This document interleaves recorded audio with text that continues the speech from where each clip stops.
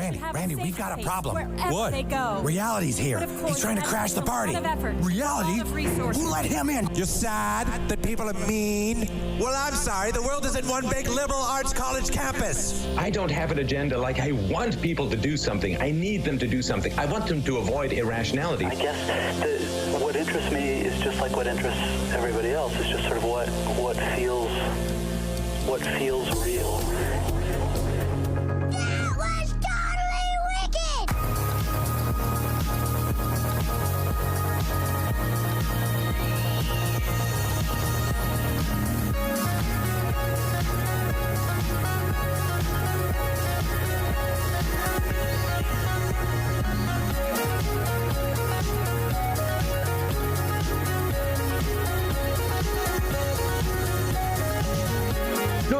Good morning, ladies and gentlemen. Welcome back to another edition of Real News in Your Morning Time. I want to thank you in particular for being at this spot right here at this particular time. It is 9:01 Central. That's 10:01 Eastern. My name is Mr. Henry. David Shine Thompson's back with us. Zig is over here with us as well. This is Real News. We're constantly upgrading, constantly going. I don't know what this looks like on y'all. I'm going to have to refocus this thing here in a second because I just pointed at this. But I got this brand new camera up here. We got some audio equipment going. We're doing well. We're trying to do the best thing we possibly can, although it looks like I have a little bit of an autofocus issue going on. But it doesn't matter, man. We'll figure this out. How's everybody doing this morning? This is a program called Real News. Quickly, if you have just joined us, if you just stumbled upon this program for the very first time ever, we try and live life with each other here.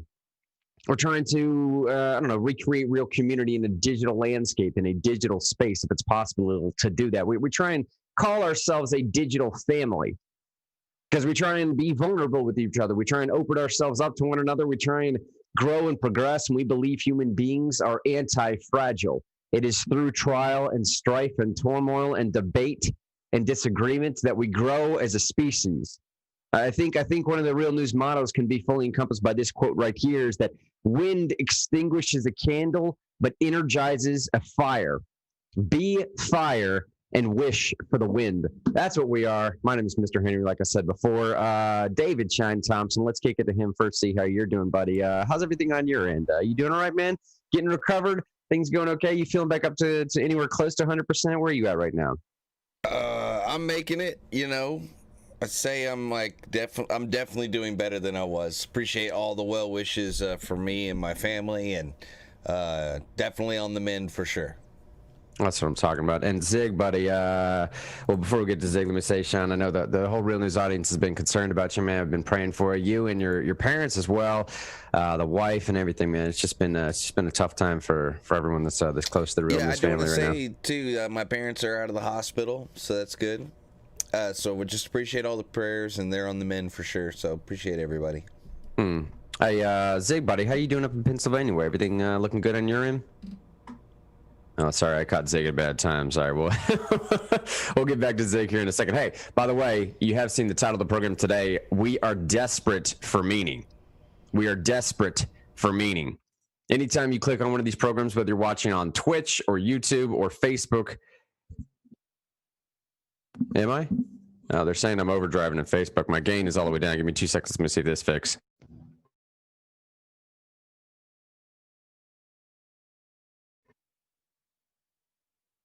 Tell me, am I doing something now? Still overdriving? How's it going? Check. Shine says it sounds better, I guess. We'll see how it sounds going forward. Facebook, tell me how it sounds as well. Is it still overdriving on your end? Let me know. Title of the program this morning, though, we are desperate for meaning. If you're watching on Facebook, if you're watching on YouTube, wherever you're watching here, click on the Evernote link in the show description itself in the show notes. That's where you'll find the show notes. I'm going to put the Real News, Fake News question of the day here in the chat for y'all to play along with in just a second. That Real News, Fake News question for today is as follows. Tell me if this headline is real or fake. Biden releases controversial new memoir entitled If I Rigged It. I think obviously that's a play off of O.J. Simpson's alleged book, If I Did It. Here's the headline. Is this a real headline or a fake headline? Biden releases controversial new memoir, If I Rigged It. And the title of the program today, we are desperate for meeting again. If Facebook, tell me if it's overdrive, and Jonathan says it sounds clear, so I guess we're good to go on that. We're going to start with a national story and then maybe pull it back local here a little bit if we have enough time for it. I just don't know if we're gonna be able to have enough time for this. But I want to start with something that was just sort of glossed over because there's so much in the news going on right now. But we obviously have a little bit of a situation that's about to happen later. What is today? The 4th, is it? Yes, that's right. It's January 4th.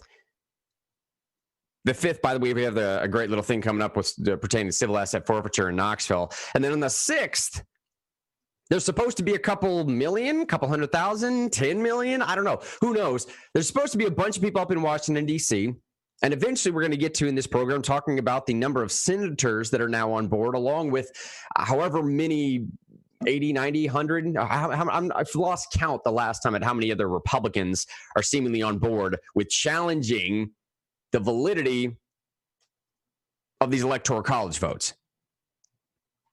But sandwiched in between the beginning of the show here, the end of the show, which I just mentioned, we're going to talk about the updates and some of those things that are going to happen on the 6th. There's a very strange thing that happened over the weekend where both the left and the right were seemingly attacked by violent.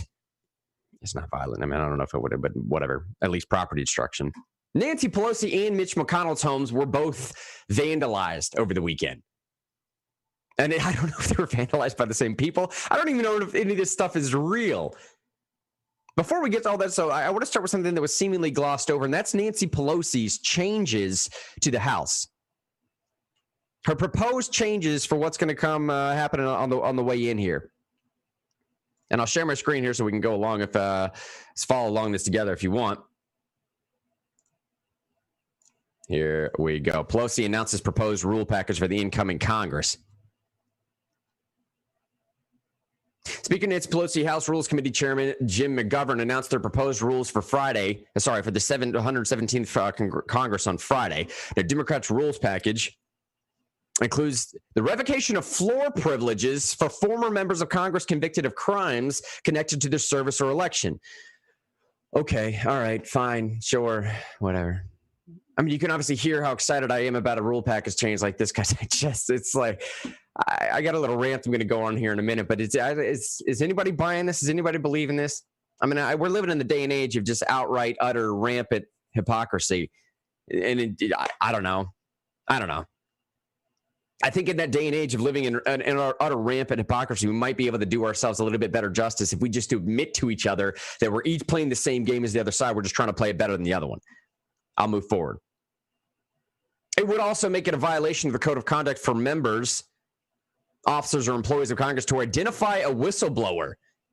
Now, immediately the Hill jumps in and tells you what they're talking about here, because apparently it's only Republicans that are going to be violative of these new rule changes.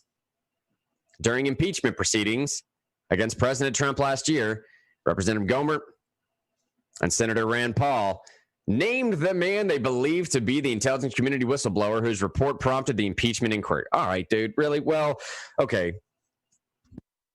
Now, by the time that name was being thrown out there, I mean, it had been published by several other publications. Everybody knew who the person was. It was a nonsensical game. It's like in the movies when someone has to make up or coin a different term for Burger King or McDonald's, and they call it something different. I want a Big Whopper or a Mac something or another, because they don't want to pay royalty rights. We all know what you're talking about. You're just not saying the exact thing. So Representative Gohmert, Senator Paul came out next. He said this guy's name, and all of a sudden now that's going to be a major thing they're going to try and stay away from. And understand, these are rule package changes, because whether you know this or not, it is technically legal for a congressman to lie on the Senate floor, or to lie on the House floor, or they at least have liability protection in the way that you and I do not, if I remember reading the last couple of times I've read something.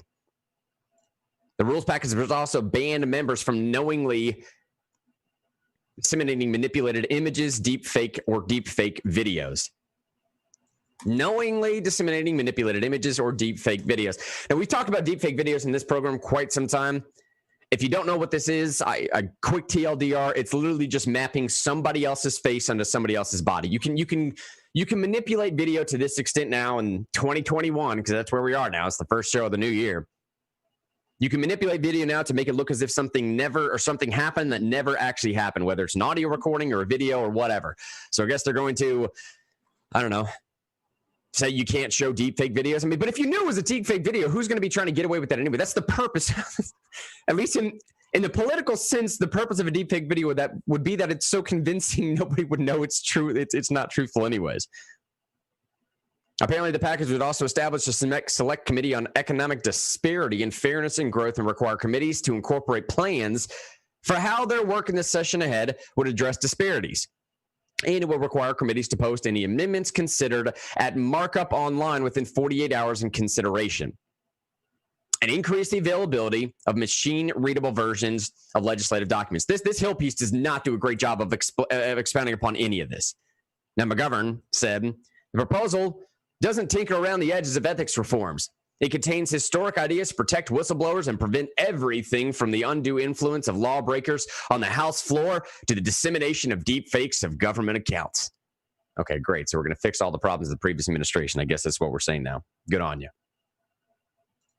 Good on you. But does one ever wonder and kind of step back and think to themselves, all right, how's this going to play out during the day and age of blatant, rampant hypocrisy? And I do kind of mean on both sides, but obviously one more than the other. How does a scenario like this of a rule change on the floor play out in the day and age of blatant, rampant hypocrisy? And again, remember, the part of the theme of the show today is asking the question and basically saying that we are desperate for meaning. And I do mean we, all of us, as a populace, as a country, as a species. But in this day's age of blatant, rampant hypocrisy, I think we can go to a guy like Jonathan Haidt. And I talk about this book all the time, this Coddling of the American Mind, but he kind of presents a scenario that, I don't know, about 8 to 10 years ago in academia, college level in particular, but a little bit of high school and some other areas. But at least particularly in college, you had a large swath of individuals that were left-leaning, liberal-leaning, that started instituting, I don't know, issues that are very Marxist in nature. We've talked about these. Cognitive distortions, Jonathan Haidt calls them, right? A lot of this is talking about dichotomous thinking and catastrophizing and a way of thinking that, in my opinion, is kind of meant to not just manipulate an individual, but full-on brainwash an individual to think about the world in a distinctly different way. Okay, and for a while, we started dealing with the reality of that. And Jonathan Haidt also talks about this idea that in physics, there's usually an equal reaction to opposite reaction every action. Yeah, but it doesn't operate that way. We don't have a physics necessarily a one-off in the same way we would in real life that we do in politics. In politics, we have an unequal reaction. So to some extent, what we've seen here, when I'm talking about this blatant and rampant hypocrisy, okay, so we can claim that it was started by the left, but in some sense, the right is reacting in a way that they feel to be fair. It's not necessarily equitable or even fair. It's just in a political sense, Jonathan Haidt even talks about this idea, these unequal reactions is what you end up getting because people feel like the rules have been changed, so you have to do this one-upsmanship. So I guess I'm wondering now, as we're changing rules on the House floor, do you think it's time to stop pretending that each side has some moral high ground that it can still maintain? Can we just admit, and again, I'm doing a little bit of devil's advocate here. I'm just playing out a little bit of a question-based scenario so we can just get some of this stuff thinking. Can either side maintain moral high ground? Can we just admit that we gave up on that a long time ago? Wouldn't it be easier if we were all just open about the fact that we're just playing the same game by the same rules now? Maybe then we could finally get to the point where we all see that there is no winner in that game except the elite in charge of setting those rules. Or maybe that's the point. And I'll say it this way, and I'll kick the zig and somebody else for some opportunity to have some conversation about these rule changes, because the rule change goes into something else that the Hill didn't report on. The New York Post is bringing up this idea that Pelosi may strip all gender references entirely from the House rules. We may have another situation here, apparently, where, I don't know, now they're changing prayer language. Instead of saying a man, they're saying a woman. I'm wondering, are we just running out of things to be woke about? But before I get to that, obviously the Hill found it, they saw fit to see that They made mention of Senator Paul and Representative Gomer when they, quote, named the man that they believe to be the intelligence community whistleblower, saying that that's now going to be against these ethics rules going forward to name whistleblowers. However, I do wonder if Nancy Pelosi's new rules will apply in the same way when we're talking about deep fakes, when we're talking about pure fabrication of information. Again, these are not constitutional, criminal, or even civil violations. These are ethical violations. These are rule-based violations. Rule-based in the sense that they're just applicable to congressmen. And I don't know what the worst is going. Just public shaming. I don't know what's going to happen. It doesn't matter. But we're talking about not putting out deep fakes or not disseminating false or misleading information or naming whistleblowers. And I wonder if those same rules might apply to, I don't know, say Representative Schiff. Do we all remember Representative Schiff just blatantly bold-faced lying during committee meetings as he did this past session? Especially when it pertains to describing President Trump's conversations with Ukrainian leadership. I mean, Schiff was just out there having a dialogue, almost reading. He was reading from a Hollywood script almost. And only after the fact did he say, well, most of the stuff that I was reading didn't actually happen. I was playing it up. It was hyperbole to prove a point. I don't know. Are these rules going to apply to that? Because it's you have a deep fake, or you have Representative Schiff out there just literally actually fabricating information, and then on the back end claiming that everyone knew that I was speaking in such hyperbole, that it was so bombastic that nobody should have taken me seriously. Of course, we all know the answer to that question. No.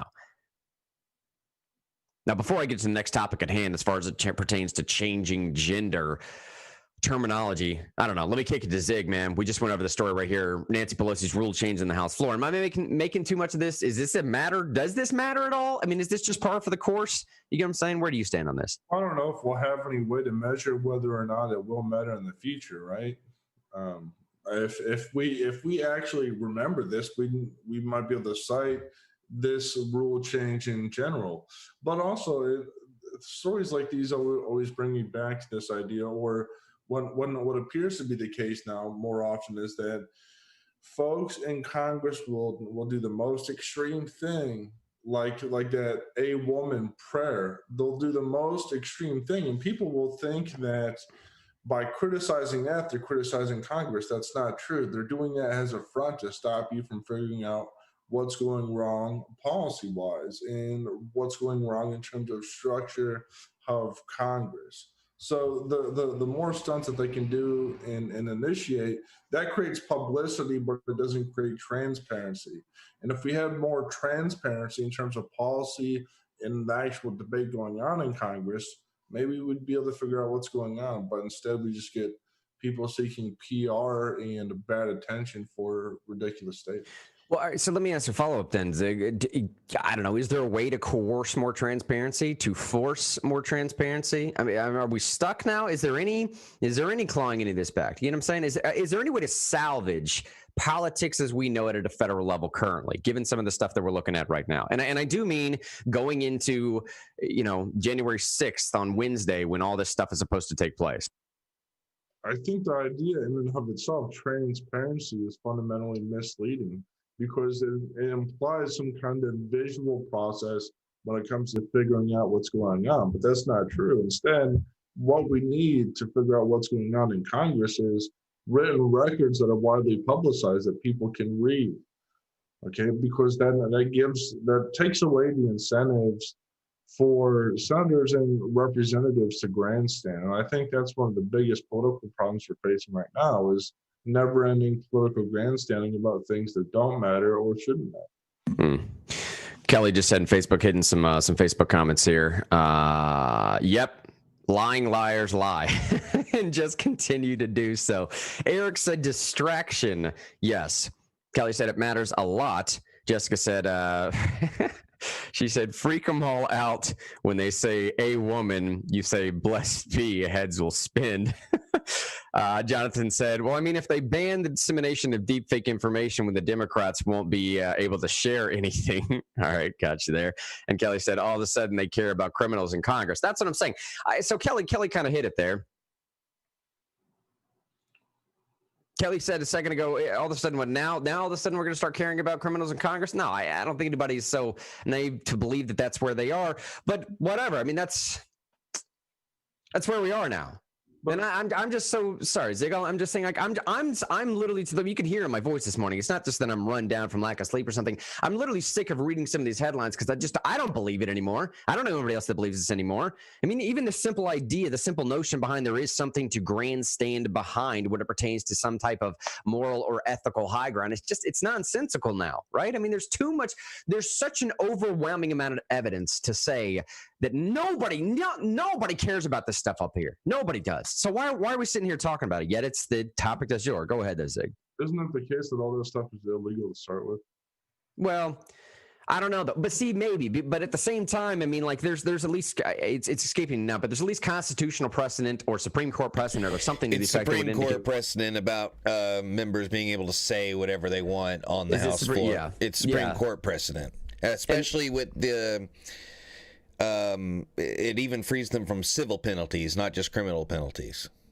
And the idea there is that you don't want to, say, even subconsciously restrict or subconsciously influence the way that a congressman or a senator is going to be speaking openly on the floor. You want to have as much open dialogue and debate as possible, which is kind of the opposite way that we're going now.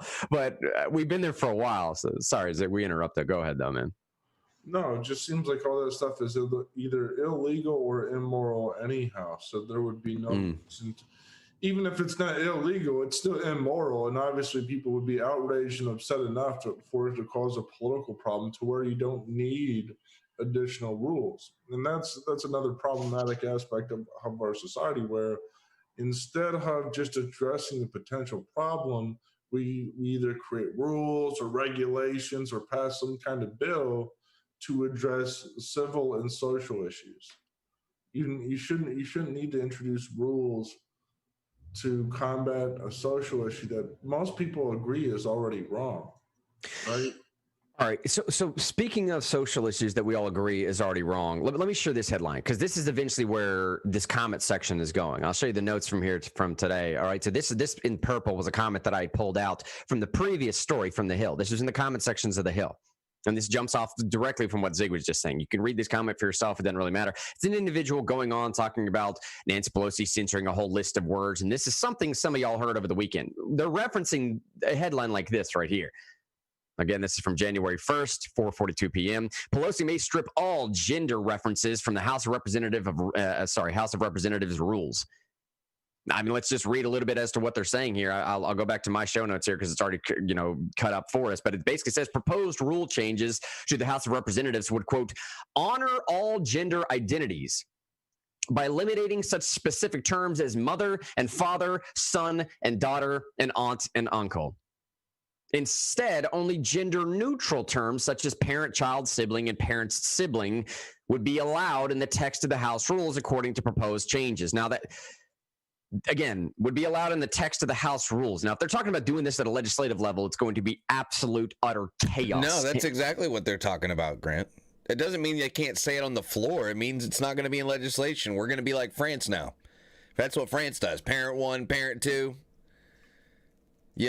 But it's to me, it's the weirdest thing to the drop. You can't say mother or father.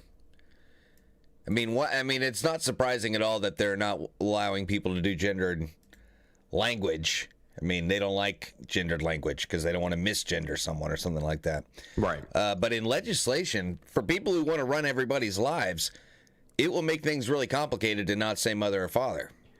Especially when our legal system favors the mother on so many, actually statutory occasions where it references the mother specifically and Supreme Court precedent.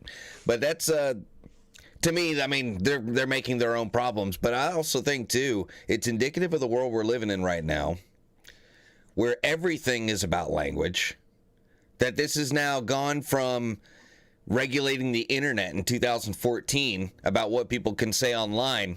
It's now gone from the bottom all the way up to the top of our society. You know what I'm saying? Yeah. Like this disease of let's decide what people can say and how they think has gone from the regular person, from me and you, all the way up to the highest parts of our society. And that to me is a weird, this trend over the past 3 or 4 years. South Park said that it would be over in a couple of years. They were wrong.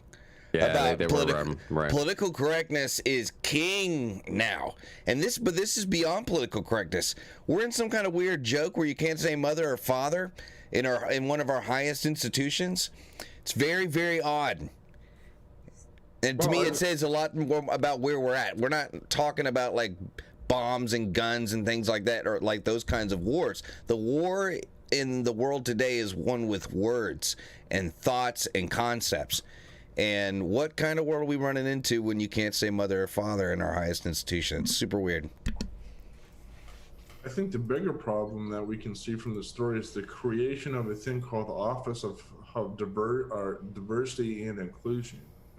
Right? Because once those things are installed, it's almost impossible to get rid of. For example, some time ago, it was signed into law that there would be a creation of a congressional office of ethics.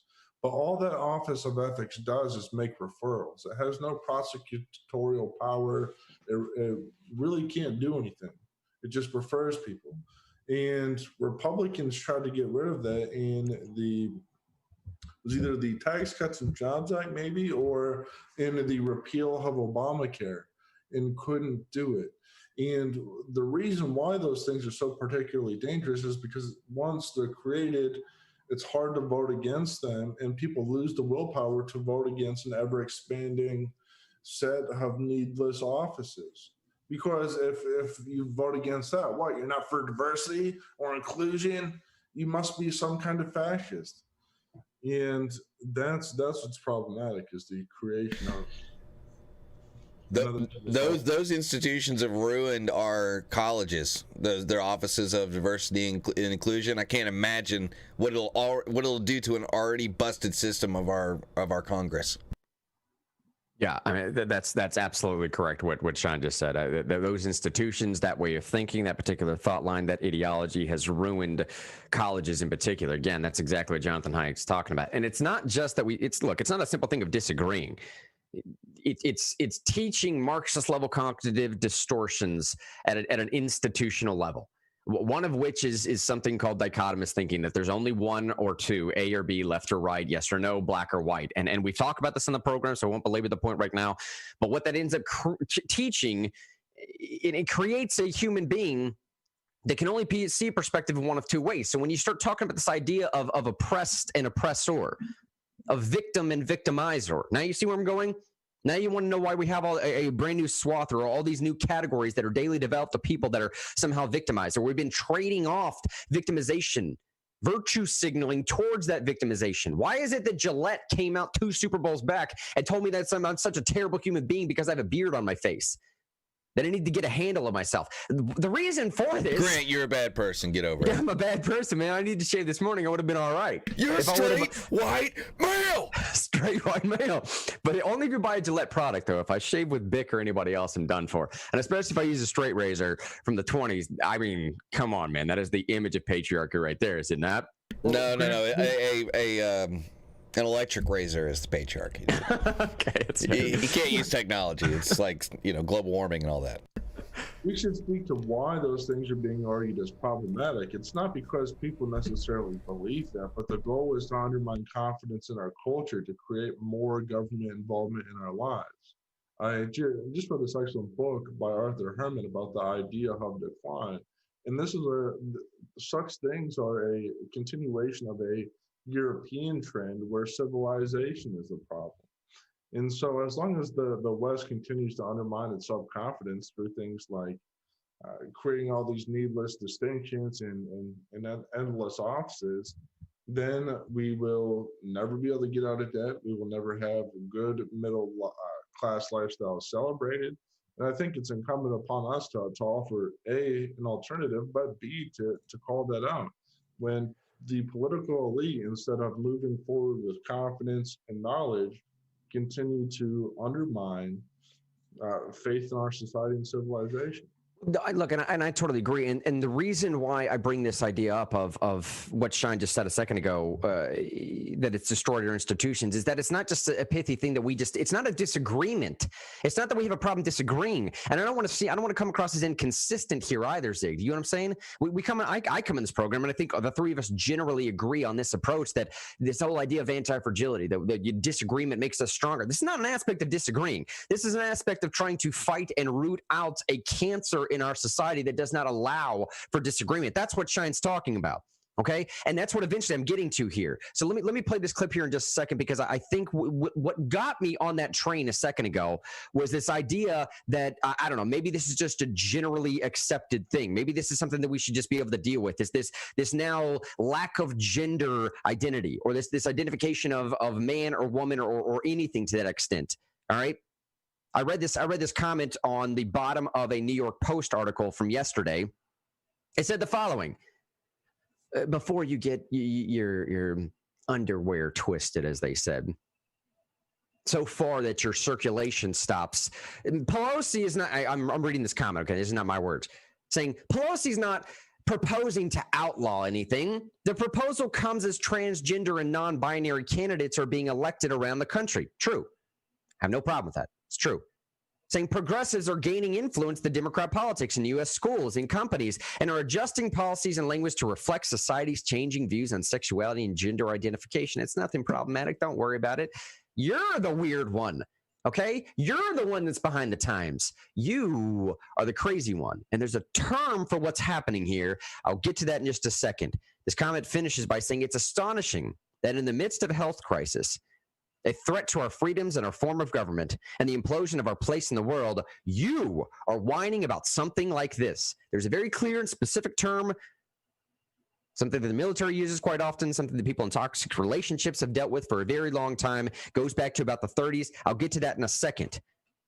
But before I do, this is what was done yesterday on the House floor. This is what we're being told to just simply ignore because it's not a problem anyways. I don't know, man. Listen for yourself. We ask it in the name of the monotheistic God, Brahma, and God known by many names, by many different faiths. A man and a woman. Okay, yeah, so just to make sure that we all heard that correctly, yes, I'll play that again here. This is a prayer that is now ending in a man and a woman. Faiths. A man and a woman. This is the most asinine acknowledgement to nobody that I've heard in a very long time. I thought we couldn't tap the Latinx movement. I thought that was the pinnacle. I thought the pinnacle of this nonsense, just like Shine said a second ago. South Park predicted that we should have been through this for a while. I thought the top of that mountain had to be replacing the O in Latino with an X because they didn't like the gender I don't know, genderizing that. I don't know. I thought that was the worst of it, though. Apparently not. Apparently now you want to take a word that because it has the term, it has M-E-N. Somewhere in the word, M-E-N, somewhere in the word, you want to change amen to a woman. And I'm supposed to sit back and say like, oh, it's not a problem. Don't worry about it. It's just amen to a woman today. Okay, it's just the gender neutral stuff today at the House. Don't worry about it. You're being the crazy one. We want to change amen to a woman, and I don't know, just for the field, but we just want to create new language for the sake of it, and you are the one that has the problem. You're the crazy one here. I'm not the crazy one. I'm not, look. Yes, amen might be Latin for so be it, okay? Amen in the Greek might just be verily. It may just be so be it. It may be let it be done. Amen may have no genderization to it at all. There may not be a gender attached to amen. The fact that you're putting a woman behind it might be the most sophomoric thing you've done on Congress floor, at least in my lifetime, but I'm the crazy one now for even bringing that up. Because if I don't want to be inclusive, I'm the crazy one. That form of manipulation that I'm pretty sure we're going to hear a much, much more of over the next couple of years is called gaslighting.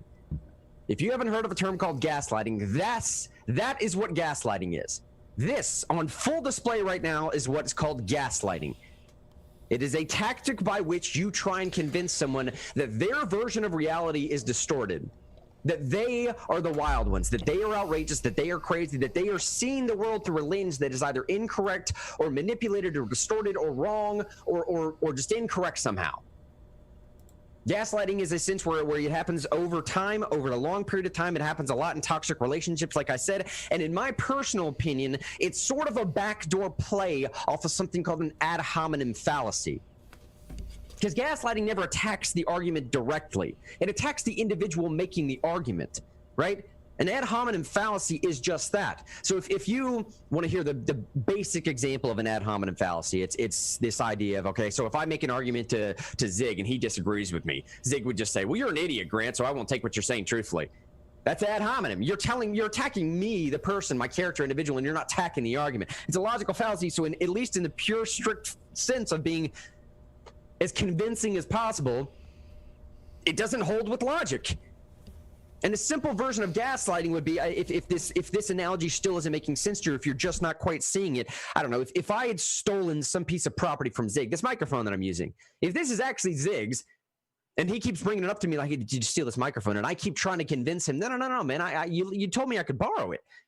Zig, do you not remember me having these conversations with Zig last week? We had a conversation. I came into your room. You'd been drinking a little bit, so I get it. I understand, right? We like to throw one back there. But I came into your room, and maybe you don't remember it because that was that night we had a good party night or whatever. But I asked you if I could borrow this microphone. That's all I'm doing. I'm borrowing it, knowing full well that I stole the thing from him. This is gaslighting. And the fact that it's on just complete full display right now, I think it kind of leads logically and lends itself into where we are right now with Nancy Pelosi and Mitch McConnell's homes both being vandalized. Because I don't know, man, why not? Why not? Well, Grant, we should note the context in which this term "a woman" was introduced. It was introduced in a religious context, which thereby implies that they are honoring some kind of religious significance to the idea of woman. Now, for people who are students of history, they'll understand that Romans created a senatorial cult based on this idea of genius, which is something internal, much like a soul, where they would worship genius. I think something similar is going on amongst senators and particularly liberal elites, where instead of worshiping one's genius, we're worshiping their capacity for equality or justice. It's some kind of internal spiritual concept. And this term "a woman" is a reflection of this idea of worshiping people for quote unquote internal equality. That's really the direction towards which we are headed, combining ostensibly secular ideas like a woman into religious ideas along with our government. So we have a wholly religious government, just like what the Romans had. Yeah, I want to say too, Grant, gaslighting is kind of like, I think it's almost not a good enough term anymore, because gaslighting is when you're doing that in an environment where mostly truth is told. Wow. Okay, good point, buddy. Yeah. So, because really what you're saying is like, what gaslighting really is a bold face, really super bold lie in an environment where most people tell the truth all the time. So it's so bold, it must not be a lie, right? Because it's like, well, he wouldn't just lie to me and say that he told me that he was going to borrow that microphone. He's my friend, right? Gaslighting implies there's trust. It's what we used to say when news people, like people on ABC, NBC, CBS, CNN, would tell you something you knew happened did not happen, right? Because you're supposed to be able to trust these news institutions, or you're supposed to be able to trust Congress or something like that. I feel like what it really is what you're talking about isn't as much gaslighting. It's brainwashing. It's cult level brainwashing. When you go into a cult and they tell you, that some alien created the world when he vomited it out or something like that, and then you try to tell them, no, I think God created the world, or maybe even you believe in evolution or whatever, and they're like, no, that no longer exists. The only thing that exists is Zorb vomited up the universe, and that's what we believe in. And anytime you change the world, every time there's an explanation for something, you change the world so it all fits into that syllogism. Something like that. It's cult level brainwashing, where you're told to forget things that are a part of your normal life, like being a man or being a woman or having a mother or having a father, acting like those don't exist to the point of institutionalizing it is not gaslighting. It's brainwashing is what it is. And brainwashing for what purpose? I have no idea. But it's mass level. It's like we're all being inducted into some kind of weird cult. And to me, the bizarre part is the a men or a woman thing. That's bizarre. That's bizarre behavior. I can't think of a more extreme word than bizarre. It's abnormal, and it's the only thing I could think of is that they're trying to do is break you. You know, something that's very like crazy is like in the bottom levels of like North Korean society, they don't allow men and women to raise their own children. They take women and men, they breed them like cattle, they separate children at birth, they raise the children without parents, and they're basically mindless automatons meant to send down into the mines to mine coal. How do you build a society where a woman accepts her child being taken away forever, and a man not caring at all, the child not being like broken? This is the world. Those kind of things get set up when you ban gendered language, when you try to destroy the ideas of what a mother and father is. To me, the only reason you would do that is because eventually you want to separate children from mothers and fathers. Because it's dehumanizing, right, Shai? Yeah. Like it takes away not just your identification. And if you take away someone's humanity, then you can do anything to them. Yeah. Right? You can do anything to them. It doesn't just take away a further identification or identifying factor as a citizen. It takes away, I don't know, that inherent self-worth that you have either as a woman or something. I mean, think about this is the same party also that wants to come out and say, like, you as a woman have inherent worth and value because of your womanhood. That your womanhood brings something distinct or distinctly different to the community that nobody else can do. You birth givers of life.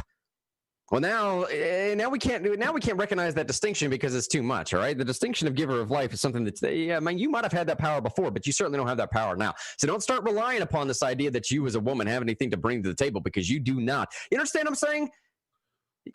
Go ahead, Zig. What David said, though, it's not weird when, again, as I mentioned, there is a very clear example in history of Romans ostensibly worshiping something that's non-political, and this idea of genius, and using that for political control within their failed state. Something similar is going on here, where we start normalizing those terms and we worship this idea of equality. And we've imbued this equality not only as socially desirable, but politically desirable. So that way, those religious ideals the state and the religion become one without anybody noticing, right? I think we've been there for a little while, right? Well, this idea of equality is like a genderless God. Then that can be imbued in the state without people knowing, because there's no formal institution, there's no canonical text, at least not that anybody directly knows of. Marxist in academia, there's some text like that, I would probably say.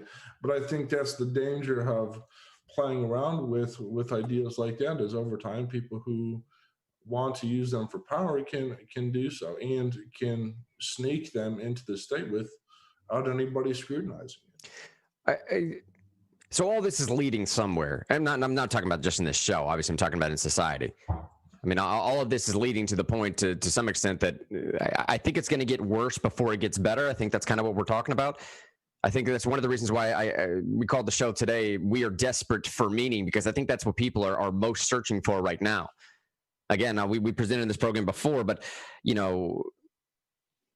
I think there's three ways you can look at life. You can either motivate someone through power, their desire for power. You can motivate someone through their desire for pleasure, or you can motivate someone through their desire to find meaning, purpose in their life. And I believe that's the one that's going to be most effective in the years coming forward. People want to know that what they're doing is purposeful. It's worth something, that I have something to add to the equation, that I'm not just like this amoeba floating along in this massive blue circle and just hoping for the best. That it's not just pure chaos that brought me to this point. But I do think it's going to get a little bit worse before it gets better. But it's part of the plan. What we're going through right now is part of the plan. And I don't mean like the Democrat plan, the Republican plan. I would mean God's plan.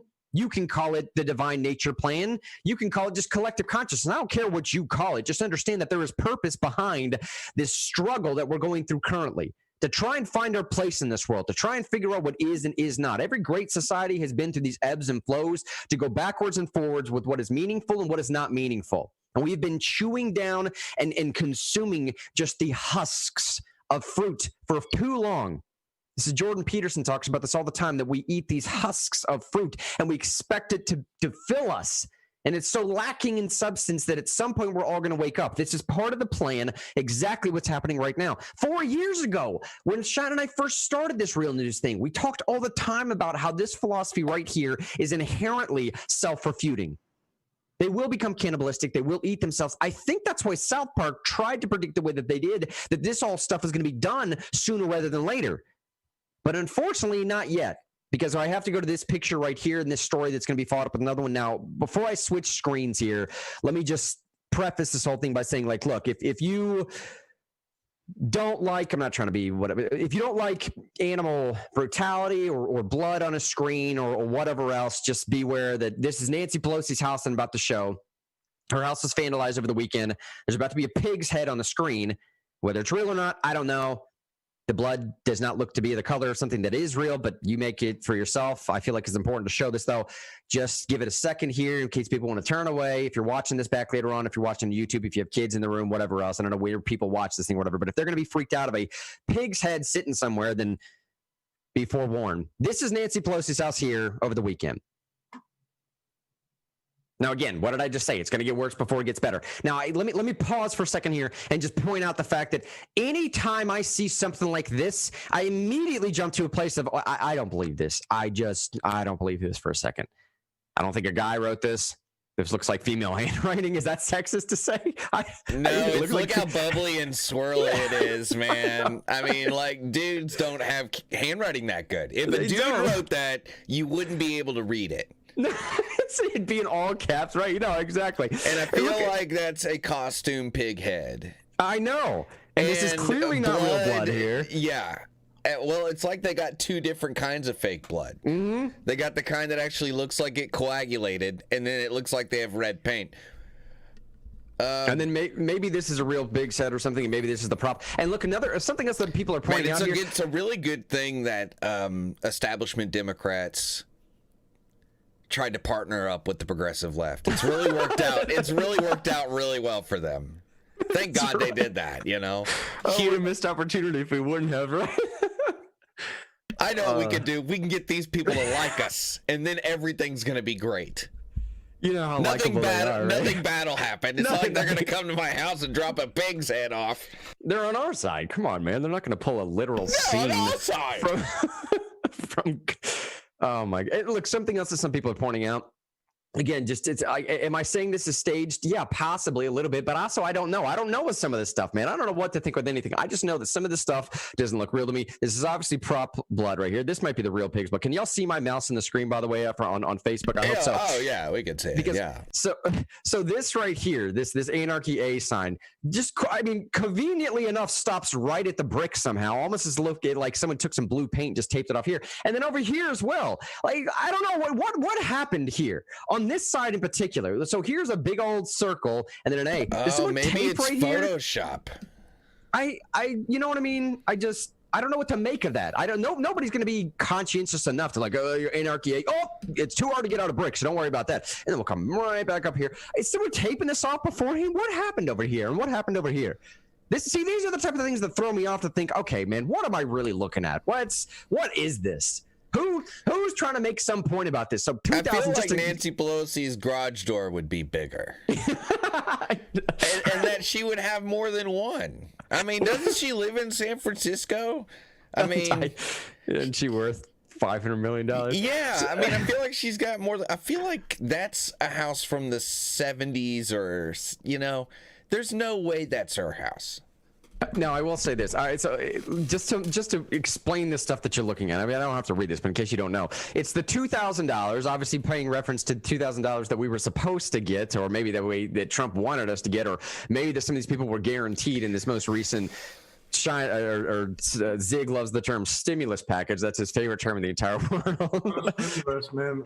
You cannot, by definition, be a stimulus. More debt is not stimulating to anybody but the ego of politicians. I love it. So this $2,000 just marked through. And then cancel rent is what that says. Now, if you can't read this right here, what that says is UBI, which I presume can only stand for Universal Basic Income. So the message I'm getting so far is, look, we don't want to pay rent at all. And this $2,000 is not enough. You better just give me a straight up Universal Basic Income. And then a little anarchy, and then it says, you know what? Forget about all this stuff up here. I mean, don't even worry about it. We want everything. I mean, all of it. So that's apparently what happened to Nancy Pelosi's house over the weekend. But it doesn't stop there. It wasn't just Nancy Pelosi's house. It would be one thing if it was just Nancy Pelosi's house. Then you could try and start making some weird, contrived narrative and put it together as to what is and is not happening. And I don't know, is it something that was fabricated? Is it something that was some paid off group? Are we being misled here? Am I being straight up brainwashed or gaslit to think that it was a right-wing crazy nut job group when it really is Antifa language? Is it Antifa actually turning on Nancy Pelosi? I don't know, man. There we go. There's a lot more Antifa in San Francisco than there are right-wing nut jobs. It's 100% true, right? Then I go to this headline, though. And this terrible Google ad that I can't get out of the screen. It doesn't matter. We're just going to have to read it for what it is. This is a Daily Mail headline. Mitch McConnell's Kentucky home is vandalized with "Where's my money?" spray painted on front door days, or rather hours, after Nancy Pelosi's San Francisco home was also plastered with graffiti. His home said, "Where's my money?" spray painted on the front door. "Mitch kills the poor" was also written on a window near the front porch. McConnell's house obviously is located in this section of Louisville. That Highland section of Louisville, if you guys haven't ever driven around Highland, go check out the Highland. Yes, thank you. Get that out of here. Sorry, buddy. I can't get this off my screen. Now, Republicans, they needed our vote. Early this week, Audible, you can read this for yourself. Doesn't matter. Let me get out of here, though, because it doesn't matter. Eventually, all this is going to this statement by Representative Gohmert. This is what Representative Gohmert said in Forbes, or at least quoted by this article from Forbes. Apparently, Representative Gohmert says that violence is the only recourse after election lawsuit dismissal. That's not what he said. Yeah. That's not what he said. Yeah. Fake news. Fake news? Fake news. Who said that? Whose headline is that? That's Forbes. It's a Forbes headline. Boo, Forbes. Boo, Forbes. Here's That's not what he said. He said, after a federal judge dismissed his lawsuit Friday seeking to empower Vice President Mike Pence to overturn the election for President Trump in President Trump's favor, Representative Louis Gohmert suggested, now they corrected. Here we go. So it says up here, but now it's suggested down here. What a convenient way to do that. What the percentage of people news, fake news. They lie. They're just the percentage of people that are just going to read this headline only. Representative Gohmert said it. I read the headline. Did you read the article? No. Well, the article in the first paragraph, it says that he just suggested it. I wonder what it says later. Suggested that the ruling means street violence is the only option for Trump supporters who believe the president's baseless. It's not what he said at all. He said be as violent as Antifa and BLM, but we all know those were peaceful protests. So he wasn't actually claiming that people should be violent at all. He said as violent as BLM and Antifa. But we all know that those were okay, I'm sorry. Let me be more real news here. Mostly peaceful protests, right? So he's just saying that they should be mostly peaceful protests. That's all he's saying. Fake news, Forbes. Fake news. Fake news, Forbes. So let me just ask y'all on the way out here. We have to end right at about 10 o'clock today. I want to get some Facebook comments going here in just a second as well. And yes, I know there's a story going on with obviously the Washington Post leaking this recording that Trump had with the Georgia Secretary of State. Obviously, it's on no the radar. New news there. Obviously, right. We all knew Trump wanted to win. I know. That's why I'm not touching. That's honestly, that's one of the reasons why I'm not touching. Because what do you want me to say about that? What do you want me to say about that? Honestly, I mean, you want me to say that it's a bad conversation? Dude, come on, man. I mean, what are we doing here? We're going to pay homage to the whole thing is nonsensical as far as I'm concerned. I can go into the reasons why if you want me to. I've thought about this a lot last night. I thought, should I lead the show with this morning? No, I made a conscientious decision to barely even bring this up here. And I think hopefully we've done enough job of proving today. One of the reasons why is because, dude, we're looking for meaning right now. And I don't know how you find meaning in a sea of hypocrisy. But on the way out here, let me just hit some Facebook comments as well. Nancy Pelosi's home being vandalized. Mitch McConnell's home being vandalized. Representative Gohmert, apparently by way of Forbes, says that, hey, violence is the only way. What Gohmert is actually saying here, obviously, is that, like, are you media just now waking up to this notion of violence? I mean, is it just now coming to you? Were you asleep for the last 6 years? Because this didn't just start with Trump. Were you asleep for the last 8 years? Screw that. Were you asleep for the last 12 years? I mean, this rise of Antifa or Marxist ideology has been going on for much, much longer than that. And if you're just now waking up to this notion that violence is something that people are generally accepted or accepting of, have you not heard the term punch? Okay, I can't say that word anyways on Facebook. So you know what I'm talking about. Punch someone you disagree with that came from a fascist organization back in the late 30s, early 40s. But well, you could just say, you know, the people who say punch a conservative, but they trade out conservative for a word that's not conservative at all, you know? Yeah, exactly.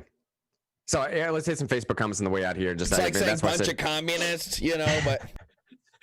But I do think we got to get out a little bit early today. I do think, obviously, this is going to get a little bit worse before it gets better, but do not lose hope. Do not lose any of this stuff. Stick not just to your notions of what you know to be truth, but stick to the notions of what we preach on this program, that it is through these trials and through these struggles. And hey, look, man, a lot of people were excited, I think, to start a new year. That 2021, get out of here, 2020. How many memes did you see of people kicking 2020 through the door? And I get it. Yeah, 2020 is a terrible year. It's a suck year, man. It's one of the worst we've experienced in a long time. But in the grand scheme of things, in perspective, we haven't really been through a lot. At least not my generation. We haven't been through any major world wars. There hasn't been any like legitimate catastrophes to point to or anything. This is the first time we've been tried and tested, man. We've been through quite a lot. But do not lose heart. Do not lose hope. Don't lose an understanding to the extent that we all grew quite a bit in this last year. We all had to go through so much in this last year. Is your worldview not laser focused right now? Are you not distilled as a human being in a way that you haven't been in a very long time? I'll end it with that this morning, 9:56. We got to get out of here. But look, myself, David Shine Thompson, Zig, we love each and every one of y'all. Sincerely, honestly, we do. We will be back. Maybe not tomorrow, possibly tomorrow. I'll see how that goes. We have a little event going on in Knoxville that we may be needing to travel for, but I'll let you know. And then back on it probably on Wednesday and the rest of this week as well. And then a little bit of a shake-up as session starts here in town, but we'll let you know how that goes. For this morning, though, for all three of us, we're out. Love you. Peace.